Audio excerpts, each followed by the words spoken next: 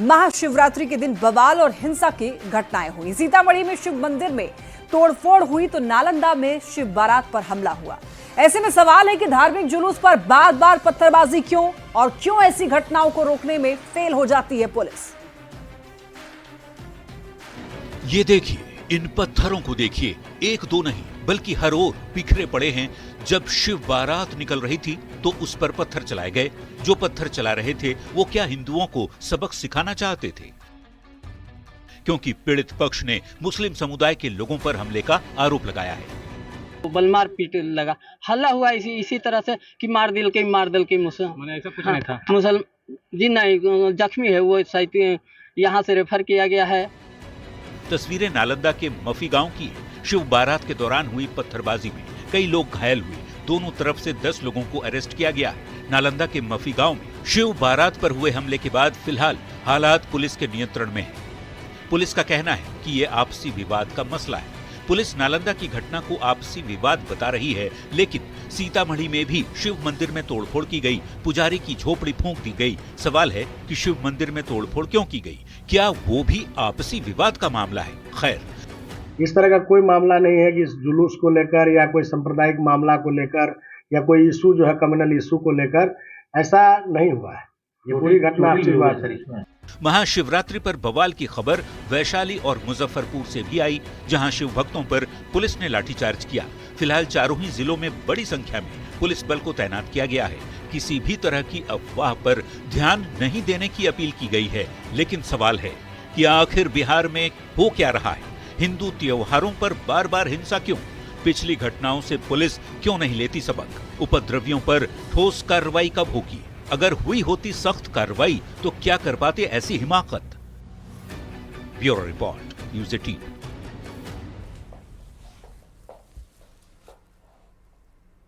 नीतीश मंत्रिमंडल में बीजेपी कोटे से मंत्रियों का पद भरे जाने के बाद विभागों का बंटवारा कर दिया गया है। नए मंत्रियों को विभाग मिलने के साथ कुछ पुराने मंत्रियों के भी विभाग बदले गए। हालांकि जेडीयू कोटे के मंत्रियों के विभाग में कोई बदलाव नहीं हुआ है। ईश्वरक शपथ लै छी मैं इसी द्वारा स्थापित भारतक संविधानक प्रति सच्ची श्रद्धा और निष्ठा रखूंगा। बुधवार यानी 26 फरवरी को नीतीश मंत्रिमंडल का विस्तार हुआ। बीजेपी कोटे से 7 नेताओं ने मंत्री पद की शपथ ली और अगले ही दिन विभागों का बंटवारा हो गया। समय तो कम है लेकिन अवसर बड़ा है, और समय कम हो सकता है लेकिन रिजल्ट हम बेहतर देने का काम करेंगे।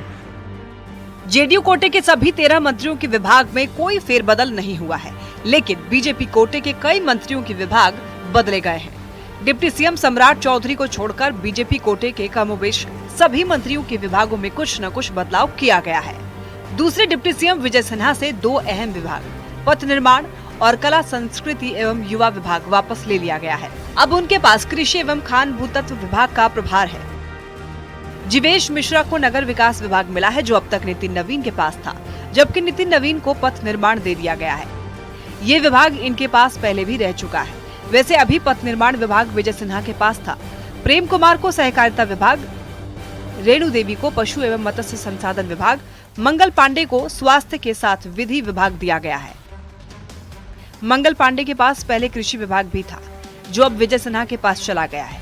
नीरज कुमार बबलू के पास पीएचईडी रहेगा। नीतीश मिश्रा के पास उद्योग विभाग है। जनक राम के पास SC/ST कल्याण विभाग रहेगा।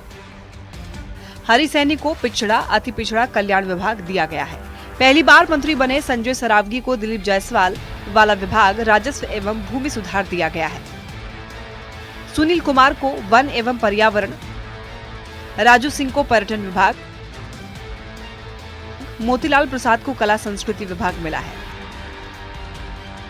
विजय मंडल को आपदा प्रबंधन विभाग और कृष्ण कुमार मंटू को सूचना प्रौद्योगिकी विभाग का जिम्मा दिया गया है। माननीय मुख्यमंत्री जी ने जो भी काम दिया है, जो भी विभाग दिया है, ईमानदारी से उसका काम करेंगे, बिहार का विकास करेंगे। बीजेपी कोटे के मंत्रियों के अलावा हम के संतोष सुमन के विभागों में भी कटौती की गई है। संतोष सुमन के पास सूचना प्रौद्योगिकी, लघु जल संसाधन और आपदा प्रबंधन ये 3 विभाग थे। इसमें से आपदा प्रबंधन विजय मंडल को तो सूचना प्रौद्योगिकी विभाग कृष्ण कुमार सिंह उर्फ मंटू सिंह पटेल को दिया गया। मतलब अब संतोष सुमन के पास सिर्फ लघु जल संसाधन विभाग ही बचा है। माना जा रहा है कि परफॉर्मेंस के आधार पर ये बदलाव किए गए हैं, लेकिन विभागों के बंटवारे के बाद ये सवाल भी उठने लगा है कि क्या बीजेपी के पुराने मंत्रियों के विभागों को बदला जाना किसी रणनीति का हिस्सा है या फिर पावर गेम। न्यूज 18 के लिए शैलेंद्र कुमार और रवि एस नारायण के साथ ब्यूरो रिपोर्ट। बिहार में मंत्रिमंडल विस्तार पर सियासत तेज हो गई है। आरजेडी ने नीतीश कुमार पर निशाना साधते हुए कहा है कि जिन पर संगीन मामले हैं उन्हें मंत्री बनाया गया। सीएम को यह भी पता नहीं है कि किस पर क्या केस है। आरजेडी के आरोप पर एनडीए ने पलटवार किया है। कहा कि ऐसे लोगों को मंत्री बनाना आपकी मजबूरी बन गई। पिता पुत्र दोनों अदालतों में दस्तक दे रहे हो। अब ऐसी स्थिति में वो पार्टी भी सवाल खड़े करे तो इससे बड़ी कोई विडंबना नहीं हो सकती। बिहार में मंत्रिमंडल विस्तार सियासी सुर्खियों में है। मंत्रिमंडल विस्तार के बाद एनडीए उत्साहित है तो आरजेडी ने इस विस्तार पर सवाल खड़े कर दिए हैं। आरजेडी का कहना है कि विभाग के बंटवारे पर सीएम नीतीश की नहीं चली। जिन पर संगीन मामले हैं उन्हें मंत्री बनाया गया। सीएम को ये भी पता नहीं कि किस पर क्या केस है। आरजेडी की तरफ से मंत्रिमंडल विस्तार पर सवाल उठाने के बाद जेडीयू ने जोरदार पलटवार किया है। नीतीश कुमार जी, आपकी आभा कहां गई? आपका यूएसपी मंत्रिमंडल के विस्तार में मरता हुआ दिखाई पड़ा। जिन पर संगीन मामले हैं, ऑलरेडी इन्वेस्टिगेशन ऑनगोइंग है, गंभीर आरोपों के घेरे में है, ऐसे लोगों को मंत्री बनाना आपकी मजबूरी बन गई कि इनको ये बात का भी इल्म नहीं कि किस पर कौन से संगीन मामले चल रहे हैं। तो जिस पार्टी के सुप्रीमो सजा याफ्ता हूं, जानवरों का चारा खाने का आरोप लगा, उस आरोप में सजा याफ्ता होने के बाद अब जॉब लैंड फॉर जॉब के मामले में पिता पुत्र दोनों अदालतों में दस्तक दे रहे हो। तेजस्वी यादव नेता प्रतिपक्ष हैं। अब ऐसी स्थिति में वो पार्टी भी सवाल खड़े करे तो इससे बड़ी कोई विडंबना नहीं हो सकती है। मंत्रिमंडल विस्तार पर आरजेडी के सवाल उठाने के बाद बिहार की सियासत गरमाई हुई है। सीएम नीतीश पर निशाना साधने के बाद बीजेपी ने आरजेडी पर हमला बोला। बीजेपी ने कहा कि आरजेडी के पास कोई मुद्दा ही नहीं है। आरजेडी मुद्दा विहीन है। चाल चरित्र चेहरा की बात करने ये शब्द आरजेडी के मुंह से शोभा नहीं देते। पारदर्शिता के साथ अपराध और भ्रष्टाचार पर लगाम लगाते हुए विकसित बिहार बनाने की ओर कदम बढ़ाएगा। ये डबल इंजन की सरकार डबल गति से, दोहरी गति से विकास की गाड़ी को आगे बढ़ा रही है और अभी जो आदरणीय मुख्यमंत्री जी ने नए सदस्यों को अपने मंत्रिमंडल में शामिल किया है। नीतीश मंत्रिमंडल में बीजेपी कोटे से मंत्रियों का पद भरे जाने के बाद अब विभागों का बंटवारा भी कर दिया गया है, लेकिन मंत्रिमंडल विस्तार पर सियासत है जो थमने का नाम ही नहीं ले रही। आरजेडी ने बीजेपी कोटे के नए मंत्रियों पर सवाल उठाए हैं, लेकिन एनडीए इस विस्तार से पूरे आत्मविश्वास से भरी हुई है। बिहार चुनाव से पहले जातिगत समीकरण साधने की पूरी कोशिश की गई है। नीतीश कुमार ने बीजेपी से 7 मंत्री बनाकर नया दांव खेल दिया है। न्यूज 18 के लिए पटना से रवि एस नारायण के साथ धर्मेंद्र कुमार, मुजफ्फरपुर से प्रियांक सौरभ, दिल्ली से अमितेश सिंह की रिपोर्ट। बिहार में मंत्रिमंडल विस्तार पर लगातार सवाल उठ रहे हैं। कांग्रेस के प्रदेश प्रभारी कृष्णा लावरू ने मंत्रिमंडल विस्तार पर सवाल उठाते हुए कहा कि ये हिस्ट्री सीटरों का विस्तार है। जिन्हें जेल में रहना चाहिए उन्हें मंत्री बना दिया गया। तो वीआईपी पार्टी ने कहा कि हत्या समेत 12 गंभीर मामले दर्ज होने के बाद भी राजू सिंह को मंत्री बना दिया गया। विपक्ष के आरोप पर एनडीए ने पलटवार किया है। मंत्रिमंडल का विस्तार तो मैं नहीं कहूंगा, ये हिस्ट्री शीटरों का विस्तार है। मंत्री जिनको बनाया है उसको बड़े से बड़े जेल के अंदर रहना चाहिए था। जिसने इतने हत्या किए हैं, जिसपे इतने आरोप लगाए हैं, उनको चुनाव से पहले मंत्री बनाकर अमित शाह, मोदी, नीतीश जी ने ये साबित कर दिया है कि बिहार में लॉ एंड ऑर्डर की कोई तवज्जुह नहीं है। असली जंगल राज तो डबल इंजन की सरकार चला रही है। जिस तरह से दागी हमारे राजू सिंह जो हमारे वीआईपी पार्टी के जो विधायक थे, जिस तरह से भारतीय जनता पार्टी ने उसको खरीदा कि जिस के पास आज के दिन में, राजू सिंह के बारे में बोल रहा हूँ, जिसके पास 302 का मुकदमा, कैसा मुकदमा? एक महिला को गोली मारने का और हत्या का मुकदमा, और एक बार वाला थी उसको इन्होंने गोली मार दिया अपने फार्म हाउस में, उसका मुकदमा। पटना में 420, 12 सीरियस मामला उन पर दर्ज है। कहाँ गया देश का आईबी, कहाँ गया स्पेशल ब्रांच? और जिस समय ओथ हो रहा था, आदरणीय नीतीश कुमार जी जो हैं ताली बजा रहे थे। उनको तो पूछना चाहिए लालू जी को बारे में कि वो कितने बार जेल गए हैं, कितने बार निकले हैं, और आज भी कितने मामले उन पर और उनके परिवार पर या उनके इर्द गिर्द रहने वाले उनके करीबियों पर है। इसके बारे में उनको जानकारी लेना चाहिए। और जिस तरह से गठबंधन करके और उनको बढ़ावा दे रहे हैं, अब बढ़ाते बढ़ाते ये स्थिति हो गया कि कांग्रेस ही यहाँ से विलुप्त हो गया है। ऐसे पार्टी का अगर कोई प्रभारी कुछ बोल रहे हैं बिहार में आकर के, तो इसका कोई भी असर दूर दूर तक बिहार में नहीं पड़ने वाला। कांग्रेस के लोगों को भ्रष्टाचार पे बोलने का कोई अधिकार नहीं है। कांग्रेस पार्टी का दूसरा नाम है भ्रष्टाचार, जिसने देश को वर्षों तक लूटने का काम किया, देश के जनता को लूटने का काम किया, देश के खजाने को लूटने का काम किया, उसको भ्रष्टाचार पर बोलने का कोई अधिकार ही नहीं है। और उनका जो गठबंधन है, जो लोग यहाँ उनके नेता हैं, तो सजावार रहे हैं, सब लुटेरे हैं, सब लूटने वाला आरोप लगा रहा है। जो भारतीय जनता पार्टी के जो हमारे मंत्री बने हैं, जो मजबूती से काम कर रहे हैं बिहार।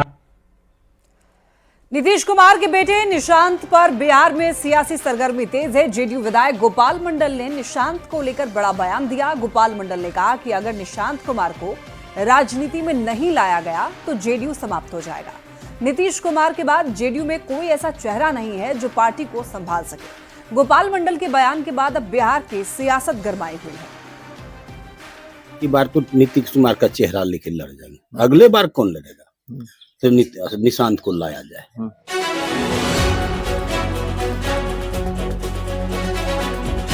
नीतीश कुमार के बेटे निशांत कुमार के सियासत में आने के सवाल पर बिहार की सियासत लगातार गरमाई हुई है। अब जेडीयू के भीतर भी निशांत को राजनीति में लाने की मांग तेज हो गई है। गोपालपुर से जेडीयू विधायक गोपाल मंडल ने निशांत को लेकर बड़ा बयान दे दिया है। अब की बार तो नीतीश कुमार का चेहरा लेके लड़ जाएंगे, अगले बार कौन लड़ेगा? तो निशांत को लाया जाए। तो निशांत को ला के अगर खड़ा कर देगा, अभी नहीं बाद में ही ला के खड़ा कर देगा, तो फिर कोई थोड़ो है जेडीयू वाला कहेगा ये हमको मुख्यमंत्री नहीं चाहिए। नीतीश कुमार का बेटा है, हम लोग को चाहिए एक लीडर, और नहीं तो स्थिर हो जाएंगे तो जेडीयू समाप्त हो जाएगी। ऐसा कोई चेहरा नहीं है नीतीश कुमार के अलावा जेडीयू को संभाल सकता।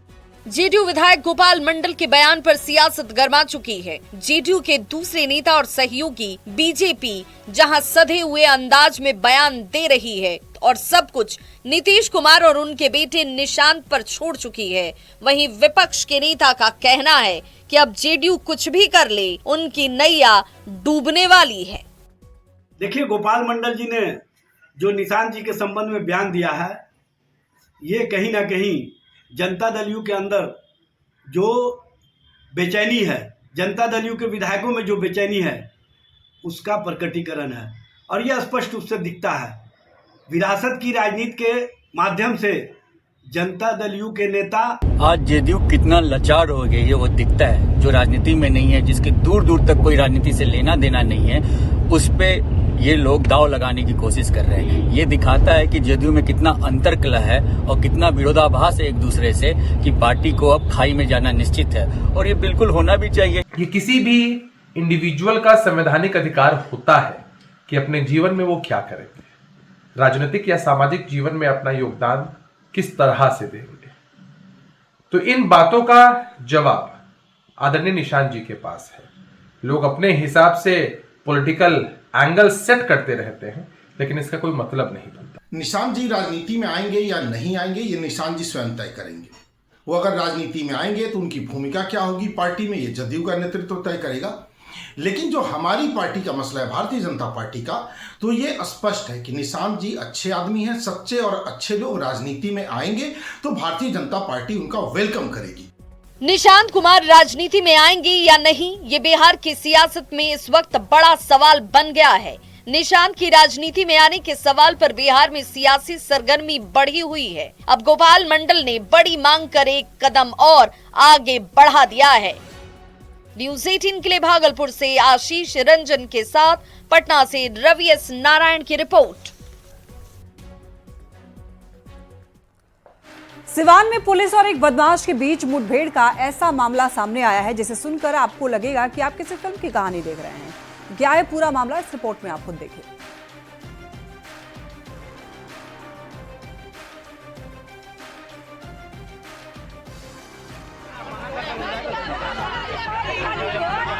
ये भीड़ और हंगामा हो रहा है एक ऐसी घटना के बाद जिसने पूरे इलाके में दहशत का माहौल कायम कर दिया।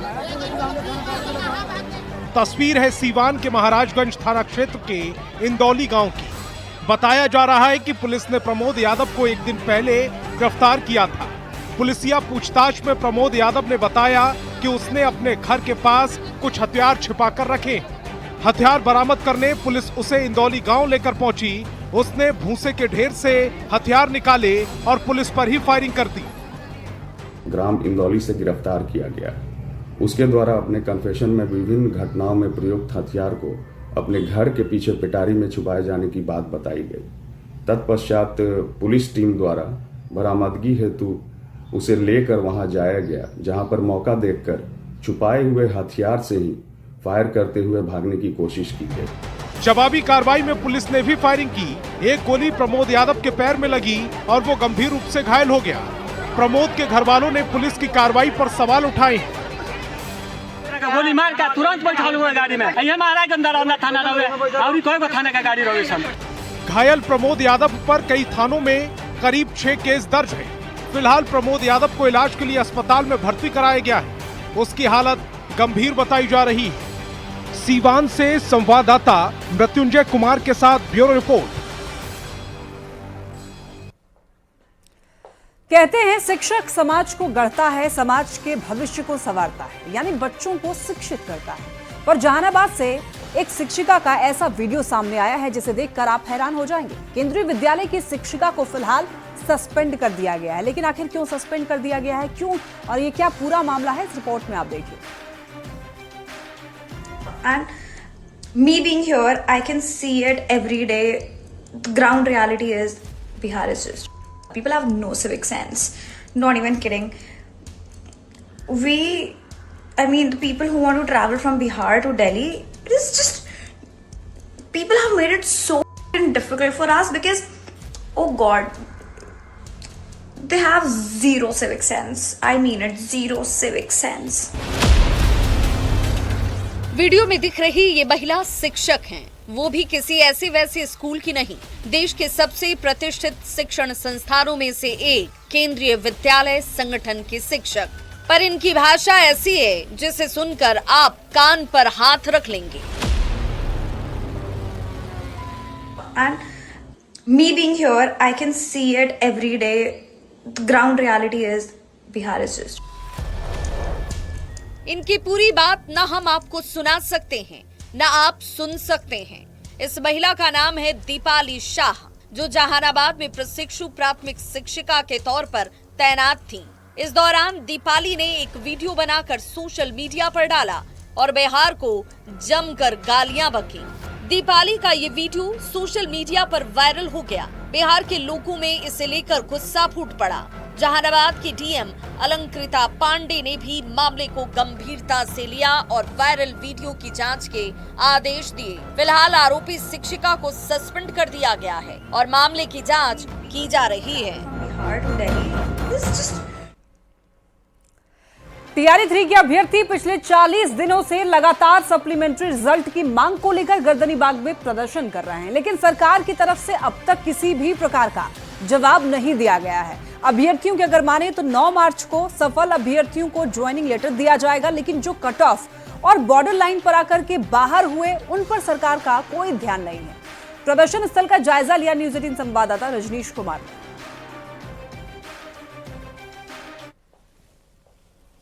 बिहार में एक तरफ जहां 9 मार्च को टीआरई 3 के सफल अभ्यर्थियों को नियुक्ति पत्र देने की तैयारी चल रही है, वहीं दूसरी तरफ 40 दिन से लगातार सप्लीमेंट्री रिजल्ट की मांग को लेकर टीआरई 3 के अभ्यर्थी गर्दनीबाग में प्रदर्शन कर रहे हैं। एक बार फिर से सभी सड़क पर उतरे हैं और देखिए कि शिक्षक भी हैं और यहाँ पर तमाम छात्र भी हैं जो टीआरई 3 में एक तरह से सफल नहीं हुए, बॉर्डर लाइन पर आकर इनका रिजल्ट फंस गया है। लगातार शिक्षा मंत्री से लेकर शिक्षा विभाग के एसीएस के दफ्तर का सभी चक्कर लगा रहे हैं और बजट सत्र की भी शुरुआत हो रही है। ऐसे में उम्मीदें परवान पर है, लेकिन जवाब कुछ नहीं मिला है। 40 दिन हो गए, कोई जवाब नहीं मिला।